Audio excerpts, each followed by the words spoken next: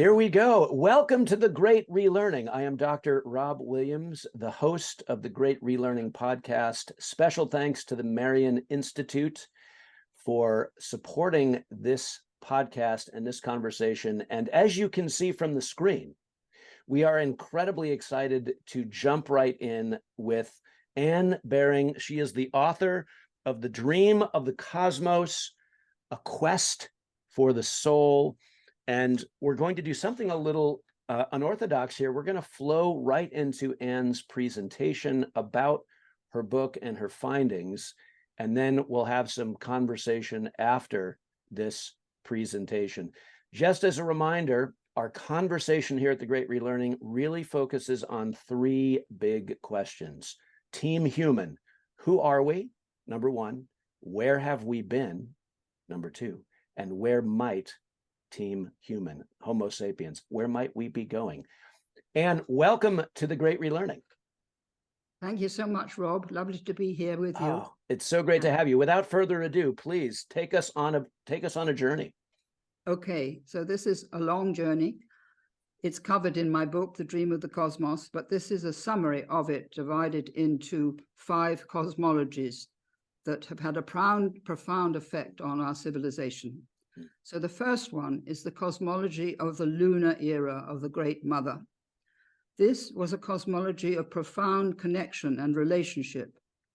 To understand something that was lost millennia ago, we need to go back to the Neolithic era, when the cosmos was imagined as a mother, from whose womb all forms of life emerged in a continuous cycle of birth, death, and regeneration. What we now call cosmos and nature was a living web of relationships ensouled by the Great Mother. Life was an organic, living, and sacred whole, and we were part of that whole. The Milky Way was the starry passage by which souls entered and left this world, and the shamanic journey into other dimensions of reality was the spiritual experience throughout this era. The most important idea about this time is that there was no creator beyond creation, no separation between the Great Mother as source or womb and the myriad forms of her life. No separation, therefore, between spirit and nature. Everything was infused with divinity, because each and all were part of a sacred cosmic order, the web of life of the Great Mother. Now, the cosmology of the Lunar Era was focused on a cyclical process of birth, death, and regeneration that arose from the age-old observation of the recurring phases of the moon, its birth as a crescent, its waxing to fullness, and its waning into the 3 days of darkness. Out of that darkness, the crescent was continually reborn. So light and darkness, life and death were not polarized, but were 2 phases of a total cycle, always leading to regeneration and a new cycle. Woman was revered because, like nature, the Great Mother, she was the carrier of new life. Through an expanded consciousness assisted by psychedelic plants, people in the Lunar Era saw their lives as part of a great cosmic cycle of birth, death, and renewal, and knew through shamanic experience that although the body died, their soul would take another form in a new life. We can follow the transition from the Great Mother of the Neolithic era to the great goddesses of the Bronze Age, but goddesses such as Isis in Egypt, Inanna in Sumer, and Artemis of Ephesus, all of whom were worshipped as the Queen of Heaven and associated with the moon. For many thousands of years, the Great Mother and these great goddesses personified the principle of relationship, the interconnectedness of every aspect of life, and above all, the sacredness of the great web of life. The sacred marriage of goddess and god was the greatest ceremony of the year in Egypt and Sumer, holding heaven and earth and the feminine and masculine archetypes in relation to each other. And the primary question of this era was, how should the human community act to be in harmony with the life of the cosmos? Out of this question came the laws that govern society and the mathematical laws that governed the cosmos. Plato, in his Timaeus, was the first to give a name to an all-embracing cosmic entity, which he described as a single living creature that encompasses all the living creatures that are within it. He called it the soul of the cosmos, The priceless insight of this era was the understanding that the cosmos has an inner life, a soul, and that this cosmic soul is the origin or ground of our own individual soul, our consciousness. The cosmology of the lunar era begins to fade after the pre-Socratic philosophers and that statement by Plato. Then we come to the second cosmology of the solar era, which has lasted for over 4,000 years, from 2500 BCE to the present day. It was radically different from that of the lunar era. It was a cosmology of separation, characterized by dissociation, duality, fragmentation, and polarization, which resulted from the separation of nature from spirit. That was the root of everything. In the course of it, we lost the ancient participatory consciousness that we had in the lunar era, and the sense that we lived within a sacred order. This consciousness has only survived to our time in the indigenous cultures.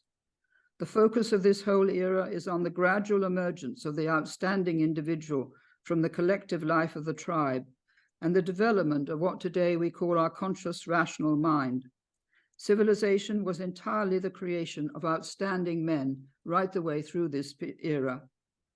But this era is also about a violent and traumatic separation from the deeper matrix of the soul or psyche, and a severance of our relationship with nature and the earth. The drive for territorial conquest, power, and dominance, led by warrior kings, nation states, and a series of great empires, replaced the older lunar emphasis on relationship with a harmonious cosmic order, a relationship that was celebrated in the ceremony of the sacred marriage. During the solar era, the sun replaced the moon as the primary celestial body. Between the lunar and the solar eras, there was a time when goddesses and gods peopled the heavens and, as described in the Iliad and the Odyssey, interacted with humans.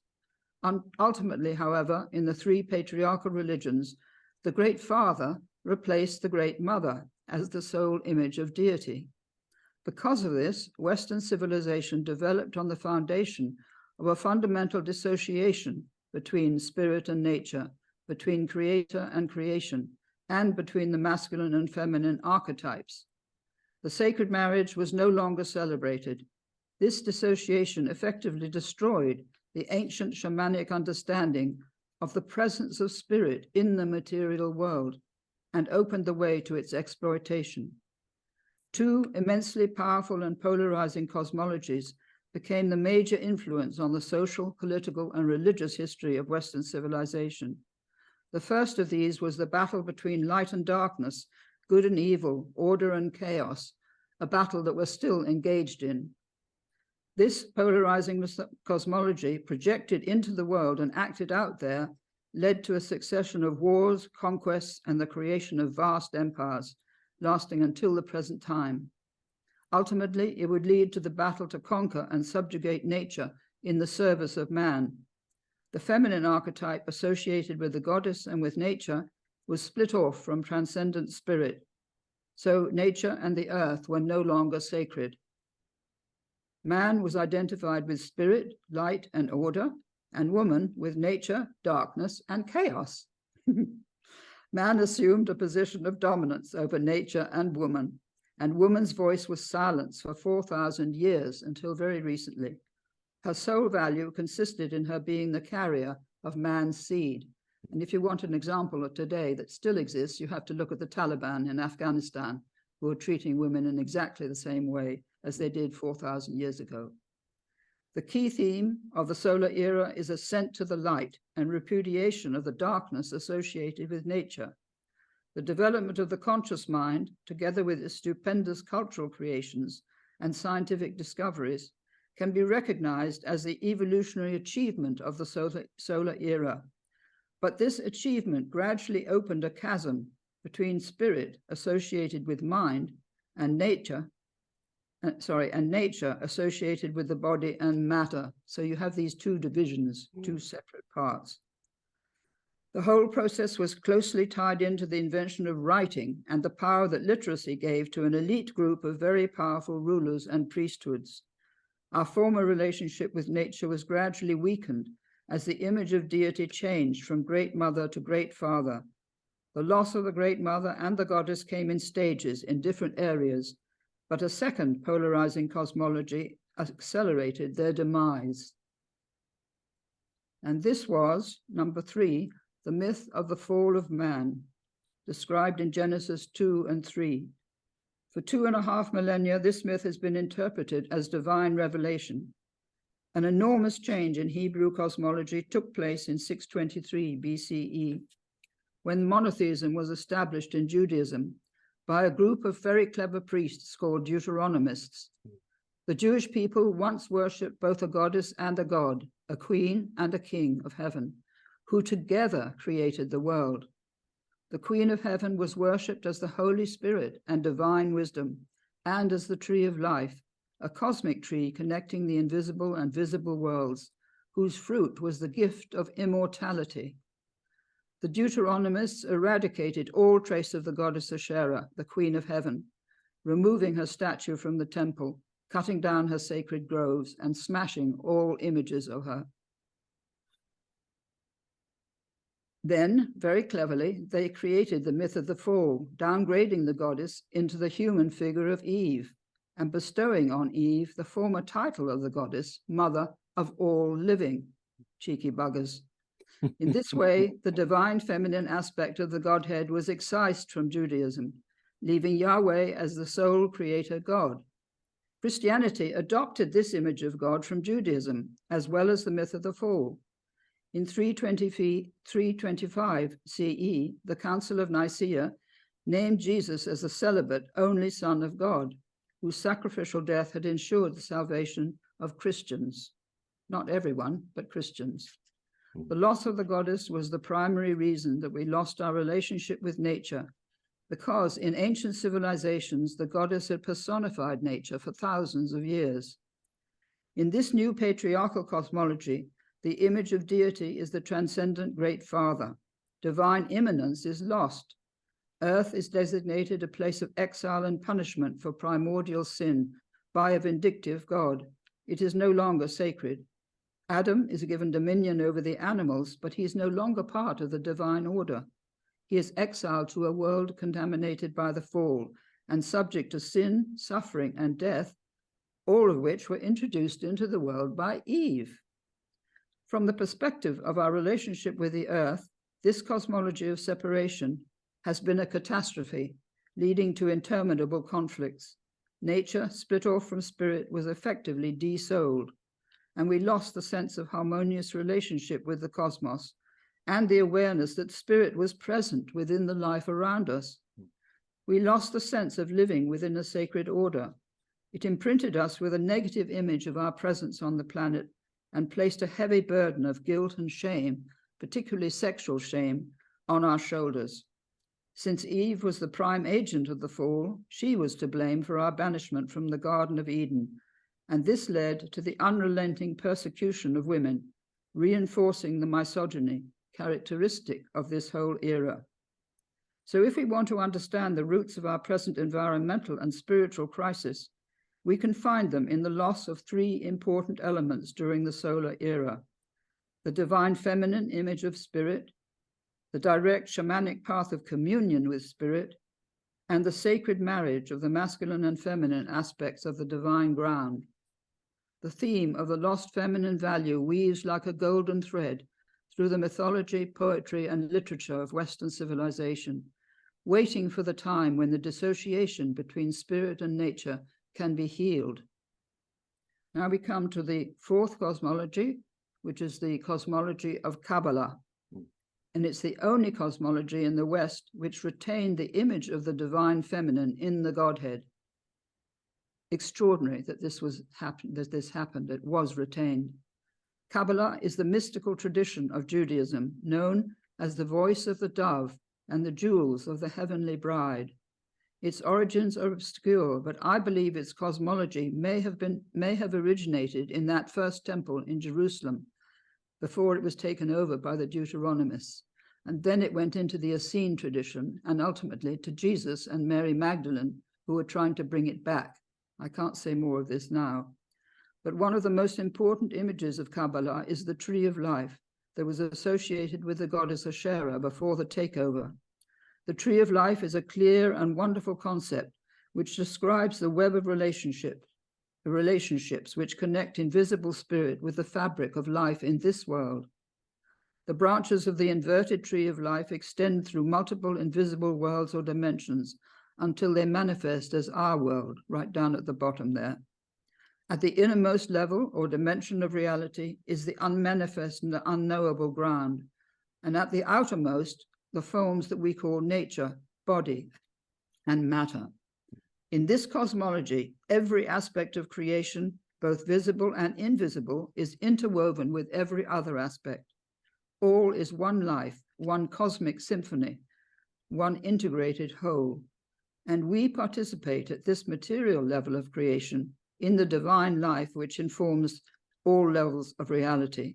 So our human lives are inseparable from the inner life of the cosmos. The great maxim of the Kabbalists was, as above, so below, a maxim that originated in the Hermetic science that was once taught in the temples of Egypt. The aim of the Kabbalist was and is to unite the two worlds, the invisible divine world with the world of our experience.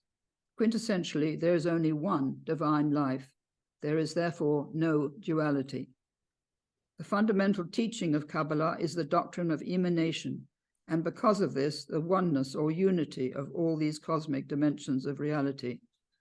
Divine creative spirit, named as the unmanifest Godhead, Ein Sof, meaning the limitless light, is regarded as totally transcendent and unknowable, but also through emanation present in every particle of the created world, as well as in the intermediary dimensions of reality that are veiled from our sight. So we are all participants in the life of the cosmos, atoms in the being and body of God. The teaching of Kabbalah did not reject this world as fallen, like Christianity did, but saw it sustained and permeated by the light of the divine ground. It taught that whatever we do in this world affects the invisible worlds and vice versa, because everything is connected through that indissoluble web of life. The concept of reincarnation is intrinsic to this path to God. The soul becomes enlightened over many lives, at first through attraction to, then contemplation of, and finally communion with the invisible worlds. Kabbalah is the only cosmology in the West that celebrates the indissoluble union between the feminine and masculine aspects of the Godhead.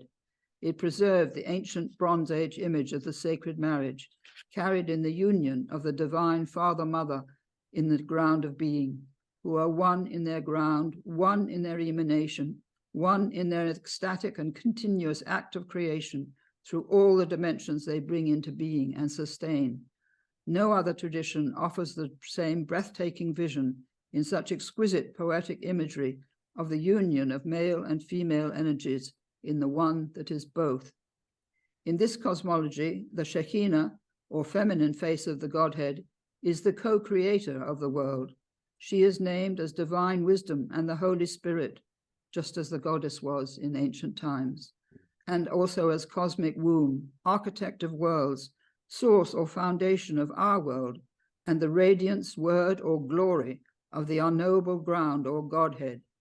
Text after text uses sexual imagery and the imagery of light, of an unimaginable luminosity and translucence, to describe how the ray emanating from the unknowable ground penetrates the womb, the great sea of light or sea of glory of the celestial mother.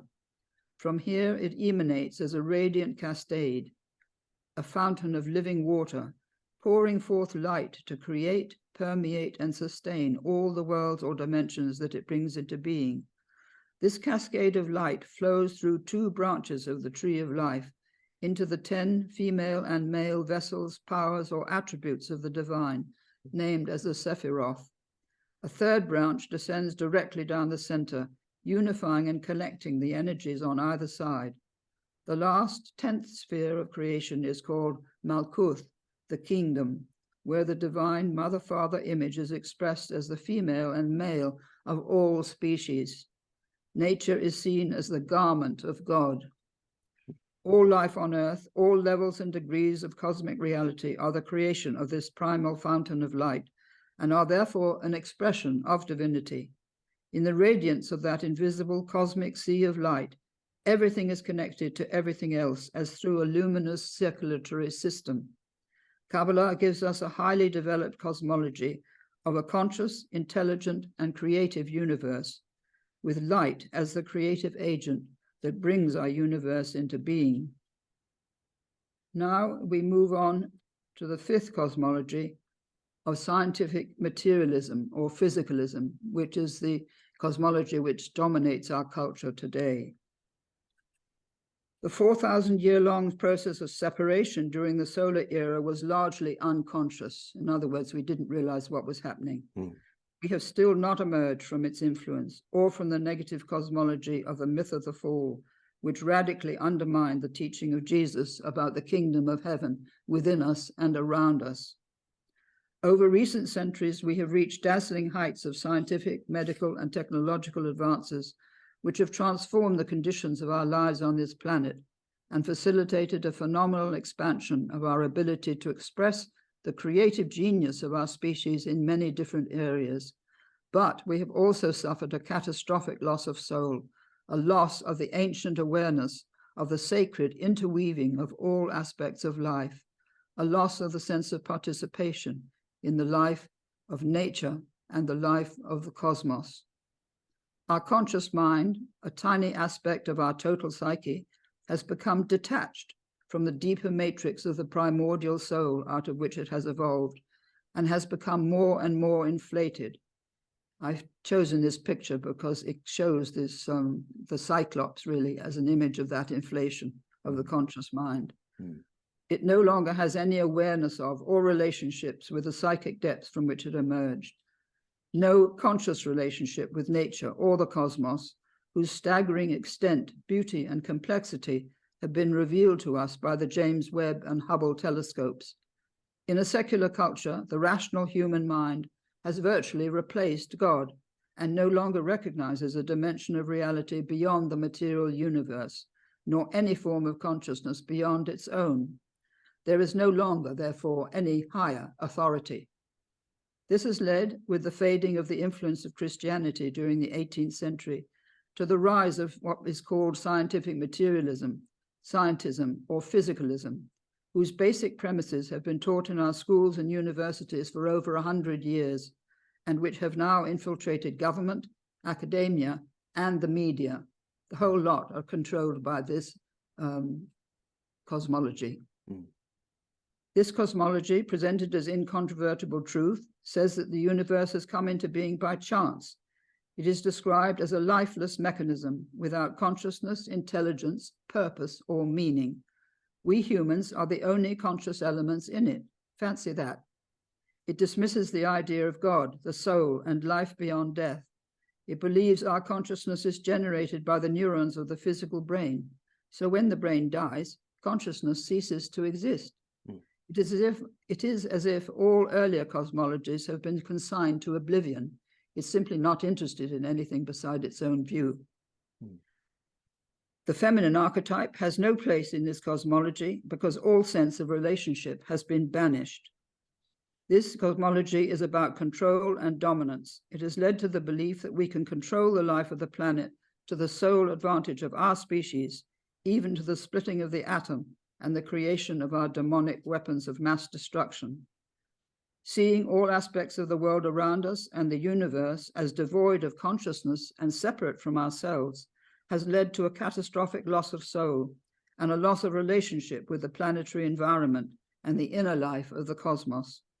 According to the psychiatrist, Dr. Ian McGilchrist, we have become prisoners of the literal left hemispheric mind, which has cut off our access to the imaginative right hemisphere and has led to this disastrous misinterpretation of reality. Now, with climate change, we are faced with the effects of the loss of our relationship with the earth and the awareness that we live within a sacred order. World leaders vie for power with each other, oblivious of the insanity of what they are doing. Our monstrous wars destroy the fabric of civilization. If there is a single idea that has facilitated the subjugation of nature, and our devastation of the planet. It is the belief that the earth has no consciousness and that we are separate from the life around us. It therefore doesn't matter what we do to matter. We have been impaled on a cosmology of separation for thousands of years. We need a metaphysical revolution that could free us from these scientific beliefs and the left hemispheric perspective that has increasingly imprisoned us. Without this revolution, which is an evolutionary imperative, we have no future as a species. So finally, I come to what I call the new cosmology, because fortunately, this metaphysical revolution is taking place. The new story coming into being is that the whole universe is a unified field. In the words of physicist Nassim Haramein, a new cosmology is being born, a new vision of our profound relationship with a conscious, intelligent, and interconnected universe. This new cosmology invites what Owen Barfield called final participation, when we are reunited with that from which we have become separated. There is an emerging consensus among certain physicists, astrophysicists, and cosmologists that consciousness, not matter, is the primary ground of reality, and that the material world exists within consciousness. Amit Goswami, in his book, The Self-Aware Universe, states unequivocally that consciousness is the ground of all being, and quantum physics makes this as clear as daylight. These scientists see the universe as a living organism, not a mechanism, with the seen and unseen aspects of it functioning as a unified whole. Our consciousness is part of an underlying ground, field, or plenum, inseparable from it, and certainly not created by the neurons of our physical brain. Each of us carries the holographic imprint of the entire universe within us. We are all equally part of the living, breathing, connecting web of life, which connects all life forms in the universe and on our planet. Following Plato, I call this web of life the soul of the cosmos. That's why I called my book The Dream of the Cosmos, A Quest for the Soul. I prefer the word soul to mind because it carries a feminine resonance, which takes me back to the Lunar Era. The realization that we participate in a cosmic consciousness that is the source and ground of our own consciousness could shatter the belief that material reality is all there is, and that we exist in a randomly created universe, and that there is no life beyond death. The discoveries now being made challenge what materialist science has programmed us to believe, that we as humans are separate from all other species and from the life of the planet and the universe. The astounding discoveries of quantum physics tell us that our world of matter is like a visible foam resting on a very deep ocean of light that permeates every cell of our being. We are not only connected with each other through the astonishing reach of the internet, but through the infinitesimal particles of subatomic matter. All life at this deepest level is essentially one.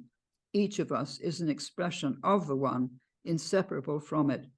Nor are we alone in the universe. There is emerging evidence that our planet has been repeatedly visited by inhabitants of other, more highly developed planets or galaxies.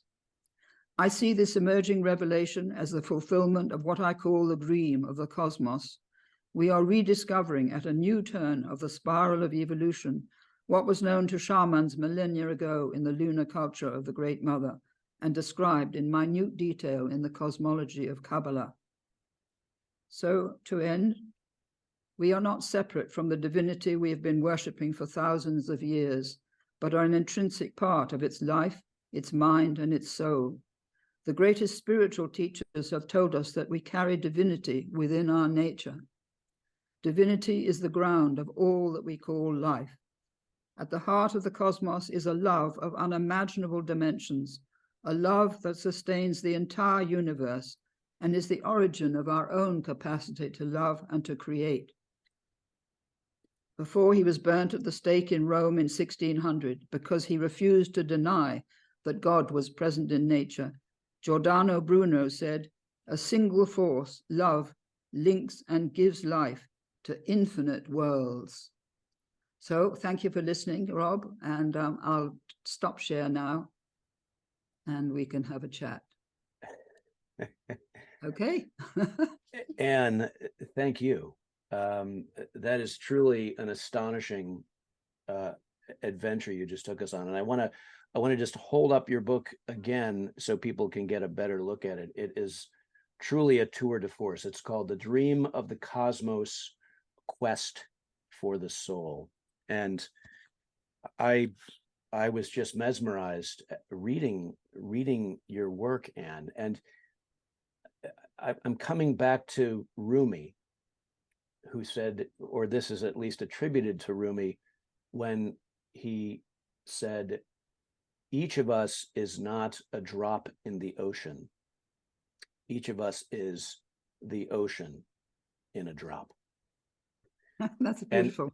And I was trying to think of some way just to kind of pull together everything you just shared. And that's what leapt to mind. Maybe it was a Jungian synchronicity. I don't know. Maybe that was a good leap, because it absolutely summarizes what I've been trying to say perfectly. And Rumi understood, because he had the experience of the whole. He had the vision of the whole of what we are, and he put it into his poetry. Yes, and he did so beautifully. And I love too, Anne, that you left us with this kind of emerging paradigmatic pivot, if you will, this emerging new cosmology, which I think the gods know we could all use a little bit of hope right now. And I think certainly need it. We need it urgently. And I was listening to Nassim Haramein a couple of nights ago, because he's moved from America to Switzerland, to the Lake of Geneva, in order to promote his whole scientific vision, really, and also to make more people aware of what he's doing. He's also working on the energy which can be extracted from the vacuum, which would free us from oil and gas and everything else, and free the atmosphere from pollution. It may take some time, and it may not be him who discovers it, but we have to move in that direction. Yes, so and I'm in touch. I did a course with him. That's why I know about him. You did? Him. I did a course 8 years ago, a 10-week course in this unified field science. Yes. So that was a new grounding for me, which put things in perspective, and I could see where we were going through what I learned with him. And I could see that this materialist philosophy is destroying our civilization. And we can see everywhere the signs of decadence, the signs of amorality, the loss of values, the loss of values, and a kind of free-for-all where each person is becoming the enemy of the other. And that is a catastrophic situation, which we have to remedy one way or the other. So you ask me anything you want, Rob, and I would love to respond.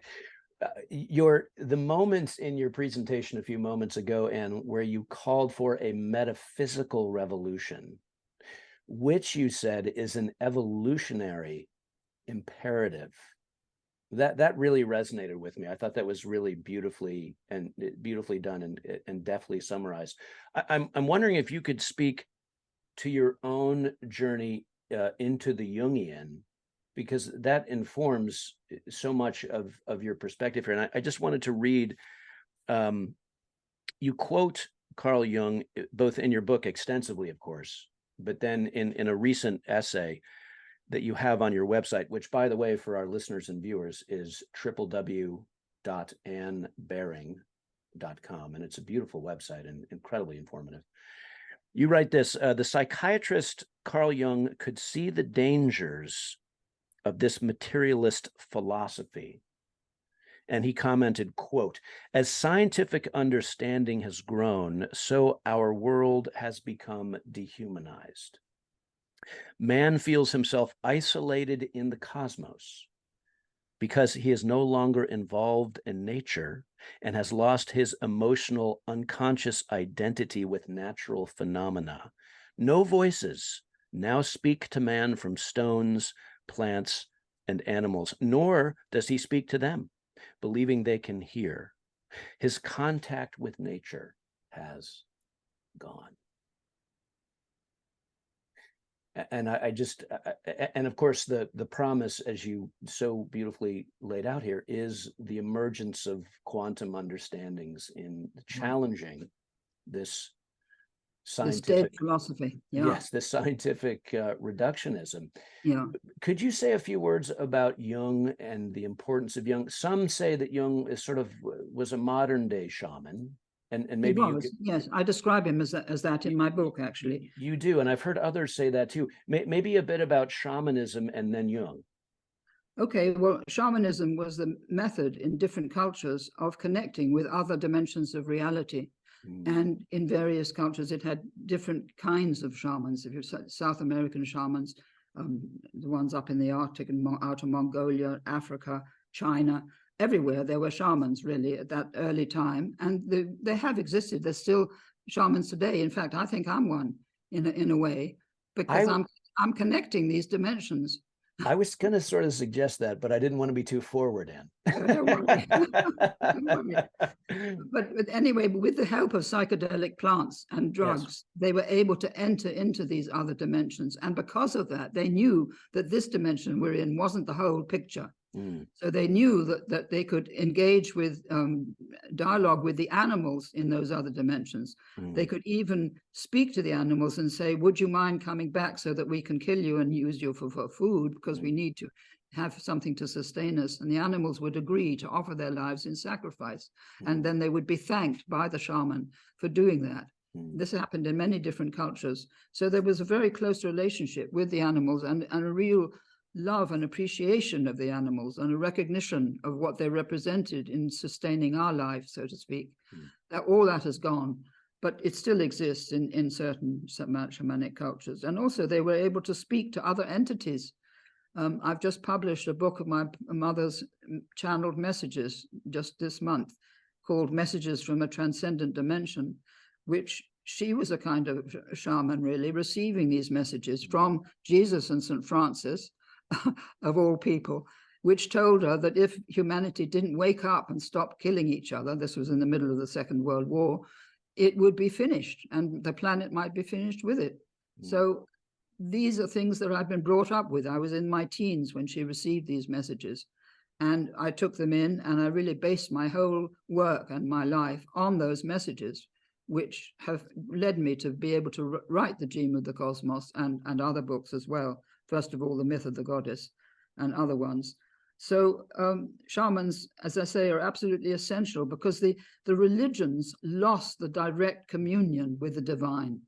They worship the divine and they put people in touch with the divine, but they lost the direct communion and the direct speech, if you like, with the divine, which had existed in older cultures, older civilizations. And the shamans have kept it alive for us, really. And we need to rediscover it within ourselves, because we can all do this if we sit down and just talk to the other dimension. And when we die, we move into those other aspects of reality. We don't exactly know what they are. Some of us may, but I don't know. I know I've had many, many lives on this planet. Some of them I remember, some of them I don't, and just as well I don't, because it would block up what I'm doing now. That's right. Yeah. All the time about what did I do in the past, and am I correcting it now, sort of thing. But certainly I lived at the time of Jesus, and my mother did also. And that is where this all began, because we're now at the time of judgment after 2,000 years. And we've got to give the reckoning for what we've done. Why have we made the mess of the world? Because we didn't understand enough of why we were here and who we are and the importance of our presence on the planet. We haven't understood that. Yes. Another hat that I wear, Anne, is that of a breath trainer, breath work trainer. And the Latin root of breath is the word spiritus, which means breath. And we look, I read your book. I was so inspired by it. What does that mean? I felt your book literally sort of breathing good energy into me. It was really remarkable, right? So we think of the words inspiring, conspiring. We breathe together the word spirit, spirits, spiritual. We are breath-filled creatures in this beautiful respiratory dance with the rest of living and breathing creation. Right. And every breath we take, we're taking in life. Yes. And to go back to Jung, he said that we have to learn to listen to the spirit of the depths, what he called the spirit of the depths, and to not pay so much attention to what he called the spirit of the times, which is the media and Facebook and all that. I love that. I hadn't. What was the Spirit of the depth? It's the beautiful. depth? Yes, yes. And Could you? he spoke. Yep. Sorry. No, Go ahead. No, please. No, he spoke to the spirit of the depths in the red book that he wrote, the big, huge book that he wrote. And he said, I'm so sorry, I've neglected you, he said to the spirit of the depths. I've been in too much of the mind, and I had completely forgotten that you exist. And he had this very moving dialogue with the spirit of the depths. And he realized that his work was to bring the spirit, as you said, to infuse the culture with the breath of the spirit as best he could. When he died, he said, I failed in my foremost task. But I don't think he did fail, because I think he's influenced many, many people. And I think his work probably in 50 years or 100 years will be better known. It's rejected now by the materialist in university teaching. They don't teach Jungian psychology. I doubt if they'd understood it. Even if they did teach it, they wouldn't know what they were talking about, because it's completely different way of looking at the world. And it's looking at the world from the inner presence of the divine presence within us that we have forgotten exists, and how to get back in touch. And that he called the process of individuation, which was really soul growth.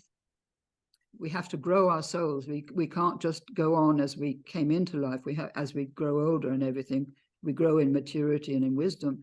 But if we have that don't have that connection with our inner life, we lose half of life. That's what he was saying. Yeah, so beautifully. And it's interesting, Anne, because I pay pretty close attention to the popular culture over here across the pond in the United States. And maybe it's just me, but I've heard Carl Jung and his ideas surface so much in the past several months.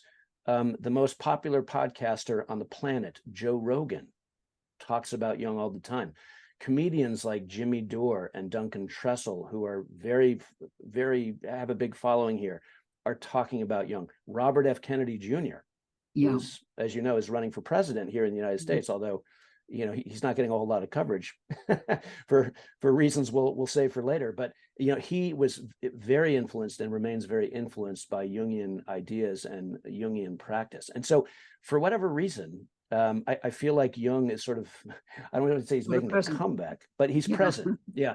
Can you say a little something about this idea of archetypes? And because I think most people, if they know anything about Jung, they associate Jung with this idea of archetypes.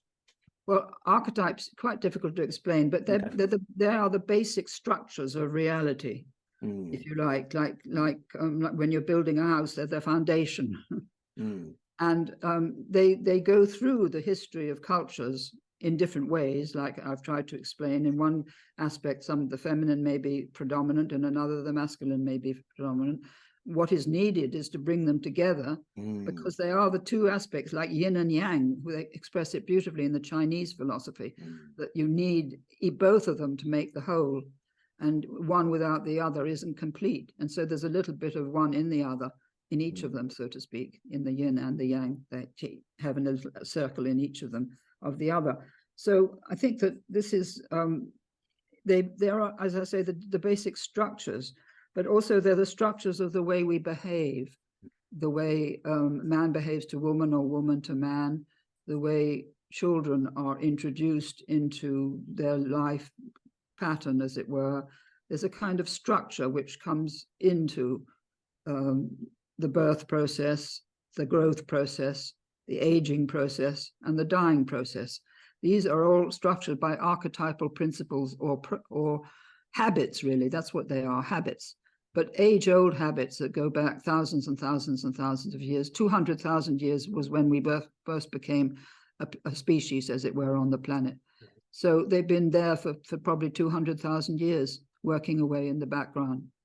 It's very complicated to explain the whole, but I've just given a brief in a nutshell. That was beautifully described. Well, as we ponder sort of Team Human's future, and maybe this is a good sort of closing question for you, Anne, because you have lived, am I right in saying 91 years? Well, That's incredible. Congratulations. I would never know. Can you offer us as Team Human some advice for how we might approach integrating mind and matter, spirit and nature? How do we kind of transcend these dualisms that you so articulately lay out in your... Well, I think the most important thing is to realize how they came into being, which I've tried to explain in that book and in my talk. If we know the pattern of what happened in the past, we can have a guide, as it were, to what we need to do in the present and the future. But if we have no knowledge of the past, which is the case mostly of, say, university students, they have no knowledge of where they've come from, what they're doing here, no context in which to view their whole trajectory of their life or lives on the planet. So I think that we need to have the whole picture. We need to know the wider context. And then we need to know that it's important that we're here on this planet for a reason. We're not just planted here like a drop of seeds or something to grow, but we have an absolute... The universe had a purpose in putting us here and in having this whole process of evolution developing through these 200,000 years. So it's been watched over by higher elements in the cosmos, this process. That's what's happening on the planet. And what the messages of my mother said was that they want this planet to complete its evolution and join the other planets who have already completed their evolution. So there's a plan for this planet, and we are part of it. And it's important for humans to know that, and then look around at the culture, look at the mess, look at the cruelty, look at the anger, look at the despair, look at the suffering, and begin to work on any of those and see, where can I help? What can I do?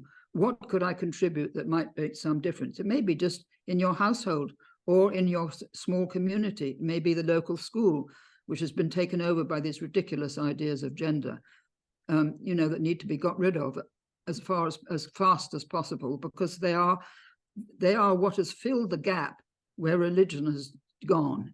If you take away God, the image of God, you're left with an abyss or a vacuum. And into that vacuum comes any ideology that can hold its own and says, this is what you have to believe now. This is what we need. And people believe it because they're like sheep. They don't understand. They're being conditioned to obey. That's another archetype. Yes, Nietzsche warned us of this 150 years ago when he spoke of the death of God. And it's a much misunderstood phrase, but he said, you're going to end up with one of two phenomena. One is nihilism of various sorts. The other is totalitarianism of various sorts. Isms rush in to fill the void. And I'm glad we've seen totalitarianism raise its ugly head during COVID and the lockdown, and we can see how easily people are conditioned also to demonize anybody who is different. That's a pattern that goes with totalitarianism and with an approach of having a false deity, which is the government, in place of the real deity. So there's a lot to sort out, and a lot that needs to people become conscious of, and quickly, because there's not much time. Because totalitarianism is gaining strength through the big international corporations like the WHO or the WEF. Both of them are associations that you need to watch carefully and not fall into the trap of obeying things that you're told to do. I'm so glad that you said that, Anne. Yeah, I refer to this as kind of the globalist impulse, if you will, another sort of ism. And we wanted the idea is to sort of make everyone conform, right? And it's to have power over people, absolute power. And if you remember, Jesus said in many of the Gospels, he said, Caesar, this world, is the power principle. He didn't say it in those words, but he said, the ruler of this world, he called it, or he called it Caesar. And it's that we have to overcome. We have to overcome the power principle. And that goes, every one of this who is listening to this talk eventually, see where the power principle is active in your life, what you are obeying without being aware of it, perhaps, what values you're absorbing without knowing what values they are. And where are your own values? Your heart values. Yes, you remember the famed story from the Gospels, the four that were included in after Nicaea. when the passersby ask Jesus, should we pay taxes to Caesar? And by way of answer, Jesus, grabs a fish out of the river and opens its mouth, and there's the 2 drachma coin. And Jesus famously says, render unto Caesar what is Caesar's, and render unto God what is God's. And this is what we have done. Yeah, exactly. And reading your book now, that resonates for me in a whole different way. Well, I want to end, Anne, with just one more snippet from your own words here. Again, this is this beautiful essay at your AnneBering.com website, offering us sort of the quantum hope for Team Human, if you will. You write this: the new story emerging in quantum physics tells us that the whole universe is a unified field. Our lives are part of a cosmic web of life which connects all life forms in the universe and on our planet. Every atom of life interacts with every other atom, no matter how distant. We are not only connected through the internet, but through the infinitesimal particles of subatomic matter. We are part of, I love this phrase, an infinitude of consciousness, which sustains not only our world, but the entire universe. This restores the original cosmology of the Great Mother at a new level of understanding. Thank you for reading that. Well, thank you so much, Anne, for your work. This is really your life's work. I think you are a shaman, if I may say so. Do you have any last words of wisdom for our audience? Don't lose hope. Don't despair, but focus on the small things that give you happiness and that make your heart rejoice, and follow that thread, because that's more important than anything else. Yeah. Well, Anne Bering, thank you so much. Well, thank you, Rob, for inviting me. It's been a very great pleasure. Indeed. We believe here at the Great Relearning that conversation is contagious. So like courage. So good luck over the pond, and I hope that we'll have a chance to meet face to face someday. But in the meantime, keep doing what you're doing. Thank you. Okay, I'll say goodbye now. Thank you, Anne. Bye-bye. Welcome, everybody, to the Great Relearning Room. We are here with Ian and Philip and Michael Baldwin, reflecting on Anne Bering's book, The Dream of the Cosmos. Gentlemen, welcome.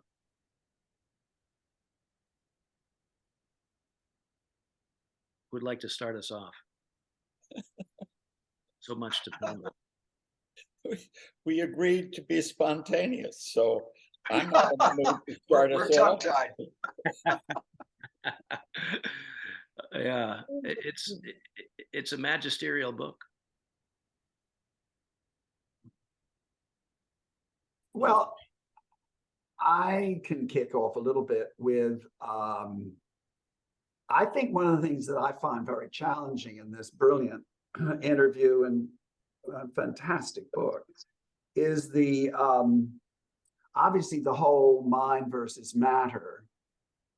And what I find hard to understand is that, I mean, what does she say? 20,000 BC to 2000 BC, then 2000 BC to 2000 AD, this enormous shift out of the Great Mother into the Great Father, and the birth of the monotheistic religions. And then the sort of the 500 years of matter dominated because of reductionism, material, or scientism, whatever you want to call it. The thing that I find challenging is to try to get back into an understanding viscerally of what did it mean to really, even though it's got words galore, what did it mean really to be in those, steeped in those years of a Great Mother mind, idealism, dominance? And I think it's really hard to grasp, because I have a feeling we're so brainwashed by scientism that getting back into that instinctual feeling mode is tough. It's tough. And the only other thing I would say is I find it so interesting how these thinkers like Anne and others we have done and are doing, boy, they hold out hope. And they really sort of believe that, in a funny way, perhaps I'm reading into this, that this sort of what we three, I think, believe is devolution is almost like preordained. And we hit the gutter, I think, according to Anne, in the 60s, 1960s. And now there's going to be, I don't know, revolution, renaissance, a new fabulous stage coming. Anyway, that's just, why don't the other two comment or say something about any of that? Or go anywhere you want. Yeah. Well, I agree. It's daunting because when you read books and you reflect on them, you're up here, and so you can have genuine intellectual insights, but to get them here, and above all here, speaking of the three brains, the triune brain, it's very tough. And she has the lunar great goddess times go for, I think, tens of thousands of years, but at any rate, she might, others and she might not say that, but at least close to 20. And then we shift to the solar, right, deity. And so already that's a huge shift, but that's long behind us. If I get her chronology right, we're now in, I think, the fourth or fifth stage of scientism. Anyway, it's complicated and it's difficult to access. It's certainly especially difficult when you're sitting in a chair and reading about it. I think it's like, okay, that's the first stage of learning, maybe, but you're only going to get it when you're in situ, whatever that may mean, whether you're gardening or if you're thinking about something else altogether. That's when these things come to you. That's when you have these visceral experiences. So, of course, everything we're doing, this whole podcast, these are all highly intellectual and not experiential by nature.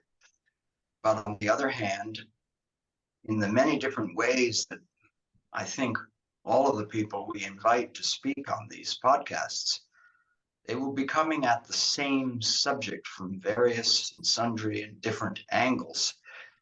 But all of them taken in the round will, I think, help us not only understand what's going on, but increase the possibility of experiencing beyond what we normally experience now.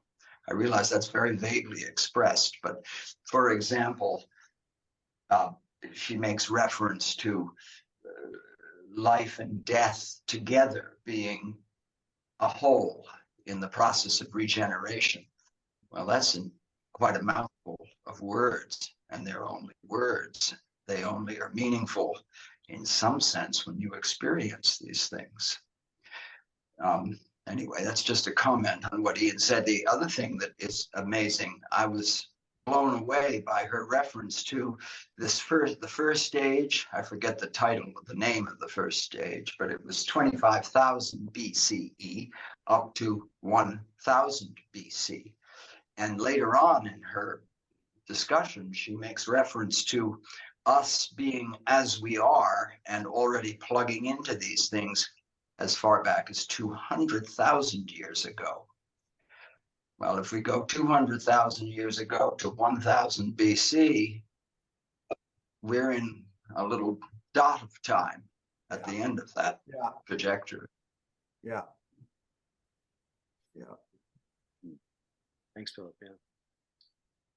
Well, I wrote down several little things, and it seems to me we do keep coming back to a consistent theme, which is the presence of the spiritual in the material world, or not. And that keeps recurring in our discussions, and will continue to do so as long as we have these podcasts. And Anne, I think, was very eloquent in addressing that issue. Right. I thought she was very eloquent, full stop. You realize that I mean, I'm 76, she's 91, and she looks younger than me. Her brain's working a lot better too. Yeah.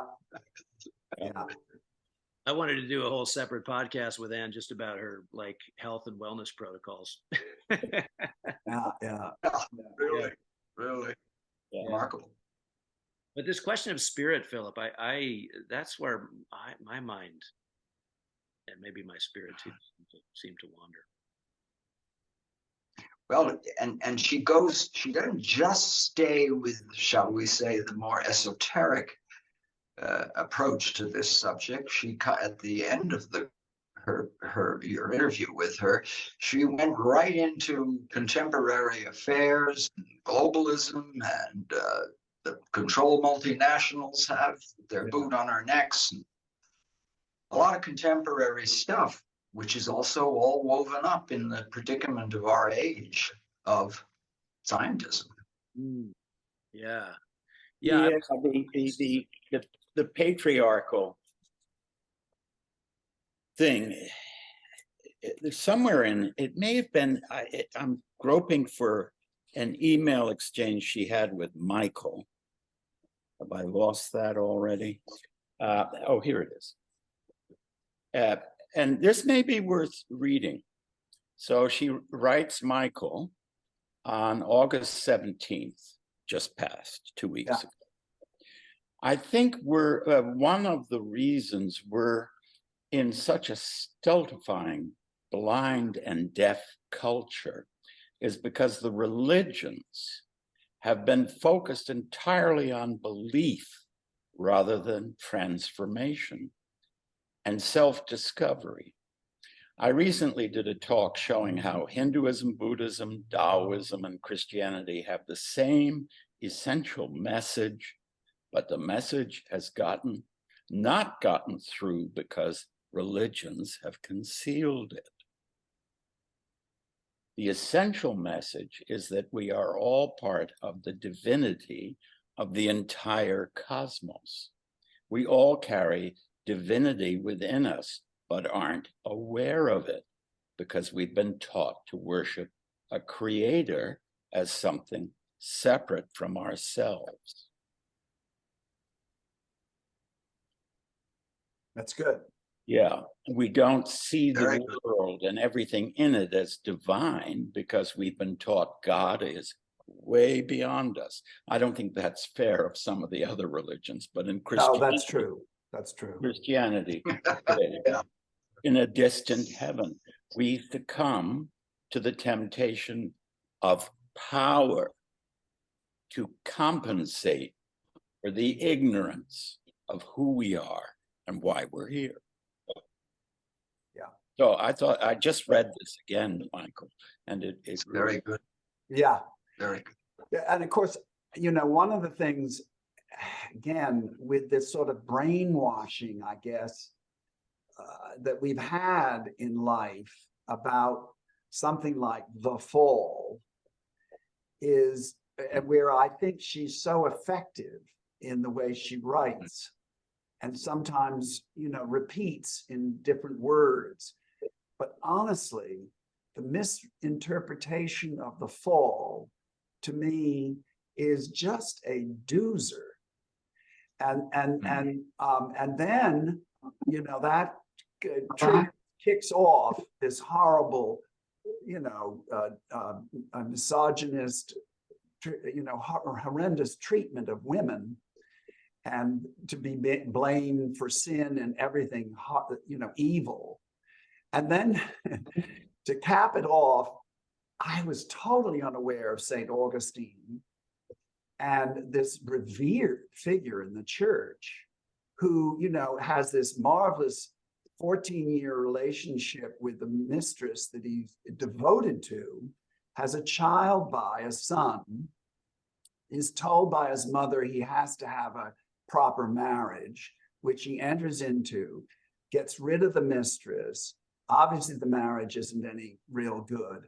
Follows with a second mistress, who he then, because he's had this some sort of epiphany about the horrors of being engaged with the female sex, gets rid of the second mistress, and by the end of his life, won't even allow his sister and niece or any female to come into his presence, because the face of the female is so disgustingly reminiscent of the creation of the evil that was generated by that interpretation of the fall.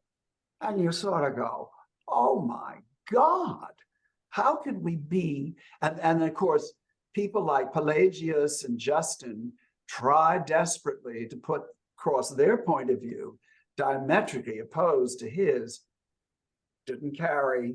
And that was the beginning of the horror show with respect to the way in which the world has treated women ever since. And everybody bought into it. No, the Augustine story, which is not in the interview, it's in the book. Yeah, sorry, right. Yeah. It's a gagger. It's a gagger. It's a gagger. And Augustine is the most, after St. Paul, who invented Christianity, Right. Augustine is by far the most powerful influence in the religion. Yeah. And so that happened in the 4th century. Yeah. AD. Yeah. There you go. Yeah. Very vivid, what you just recited. And quickly, I was struck too in Anne's work about how she presents potential parallel pathways that Team Human, let's say, the roads we did not go down because of these kinds of decisions that were made. You know, she talks about how Christianity early on had an opportunity to kind of embody the feminine as well as the masculine. Well, she makes a point of the way I think Elaine Pagels does. She makes you aware that in the 1st century after Christ's death, there's a very different movement and understanding and practice going on. And I remember Pagels describes this also, where women are part of the ministry. Yeah. So the actual process by which that gets literally overturned, I'm not a church historian, so she doesn't go into the process of how it happens, but she makes you very aware that Christianity was about what Christ preached and practiced. And somewhere the theme got lost. It didn't start with Augustine. Augustine is the culmination. That's correct. Yeah. Well, like everything we're talking about is a series of a great many dominoes, one falling after the other. So I think until Constantine laid down the law, it was actually his successor, I think, who really made it law. But until Constantine went, aha, and realized that about 1/10 of the population was turning Christian, it was pretty much a free-for-all, and there were many different sects, and there were also a great deal of religious tolerance. And it was only when the state took the religion aboard that the story really headed down the road that we all know. Council of Nicaea, also in the 4th century, but early. You know, it all, Plato's Academy wasn't done in until Justinian. And what was that, 490? Was it actually, I think it was the end of the 4th century. So everything changed by the end of the 4th century. Yeah, it was a confluence of events of dramatic nature. Yeah. But she doesn't leave it there. Again, in her book, you get she covers the Islam located in Spain, and that gives birth to the troubadours. I don't know that it gives birth to the Cathars, but it gives birth to a general spirit, a zeitgeist that gives rise to a different kind of Christianity, actually. Yeah. In the 12th and 13th centuries. Maybe we're getting too far off here, but I'm just saying there's an evolution. Earlier, Michael, you pointed out, I think this tension of we're evolving, and all three of us really carry the word and the feeling of devolving. Mm-hmm. But everyone we're reading, it speaks in this grand scale of an evolving. And I myself don't understand the mystery of it, so I won't say anything. No, I don't either, at least not yet. Are we running out of time, Rob? Are we running out of time?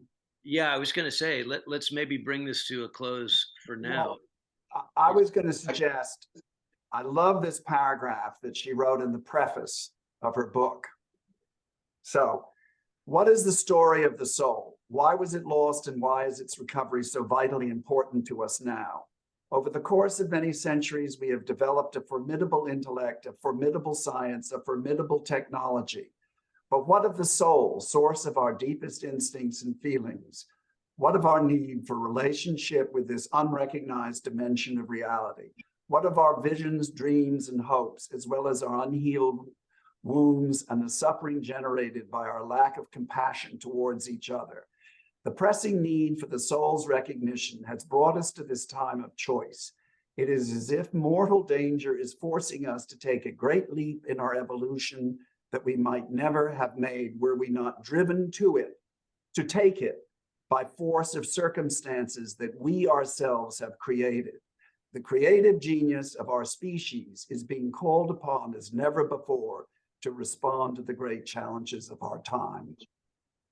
Good. Good. Beautiful. I think the that winner. Yeah. Beautifully said. Well, maybe we'll button it up there. So thank you, gentlemen. We've heard from Jeremy Lent now and Anne Baring, and I believe our next guest a few weeks down the road will be Mark Booth and his book, The Secret History of the World. So we'll leave it here for now. Thanks to all of our listeners, our watchers. Thanks again to the Marian Institute, and certainly to the Baldwin brothers, Michael and Ian and Philip, for making this all possible. And gentlemen, we will see you in the next episode of Great Relearning. Good. Thanks, everybody. Thank you.